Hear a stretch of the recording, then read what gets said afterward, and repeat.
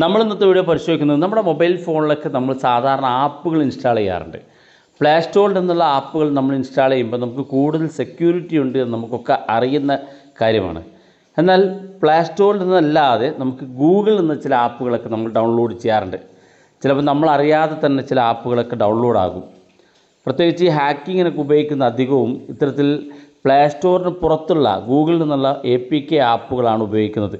അതുകൊണ്ട് തന്നെ നമ്മളറിയാതെ ഏതെങ്കിലും ലിങ്കുകൾ ക്ലിക്ക് ചെയ്ത് അത്തരം ഹാക്കിംഗ് ആപ്പുകളോ അല്ലെങ്കിൽ മാൾവെയർ അറ്റാക്കിനോ അല്ലെങ്കിൽ വൈറസിനോ സംബന്ധമായിട്ടുള്ള ആപ്പുകളൊക്കെ നമ്മളറിയാതെ നമ്മുടെ ഫോണിനകത്തേക്ക് കയറി വരും.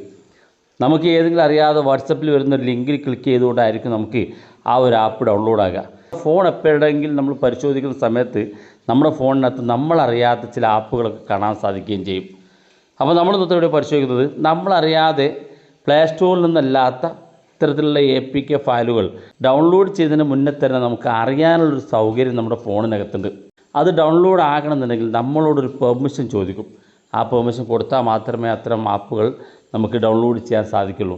സെറ്റിങ്സ് ഏതാണെന്ന് ഞാൻ കാണിച്ചു തരാം. തീർച്ചയായിട്ടും നിങ്ങളുടെ ഫോണിനകത്ത് ഈ സെറ്റിങ്സ് ഓൺ ആണെങ്കിൽ ഓഫ് ചെയ്ത് കൊടുക്കാൻ മറക്കരുത്.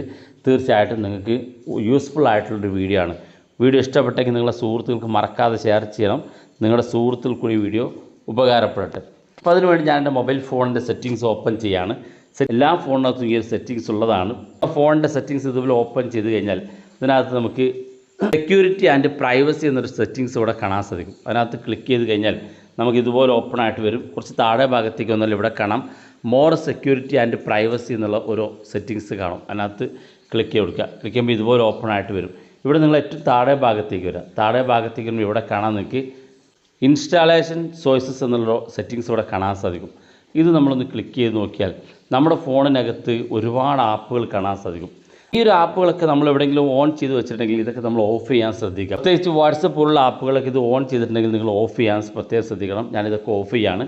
ഇത് ഓഫ് ചെയ്താൽ സംഭവിക്കുന്നത് നമ്മുടെ ഫോണിനകത്തേക്ക് ഏതെങ്കിലും പ്ലാറ്റ്ഫോമിൽ നിന്ന് ഗൂഗിളിലൂടെ ഡയറക്റ്റ് ലിങ്ക് ആരെങ്കിലും അയച്ചു തന്നു കഴിഞ്ഞാൽ അതിൽ ക്ലിക്ക് ചെയ്ത് നമ്മളറിയാതെ APK ഫയലുകൾ APK ആപ്പുകൾ അല്ലെങ്കിൽ ഇത്തരത്തിൽ സെക്യൂരിറ്റി ഇല്ലാത്ത ഏതെങ്കിലും ആപ്പുകൾ നമുക്ക് ഡൗൺലോഡ് ആകുന്നുണ്ടെങ്കിൽ നമ്മളോടൊരു പെർമിഷൻ ചോദിക്കും. ആ പെർമിഷൻ നമ്മൾ കൊടുത്താൽ മാത്രമേ ആപ്പ് ഡൗൺലോഡ് ചെയ്യാൻ സാധിക്കുള്ളൂ.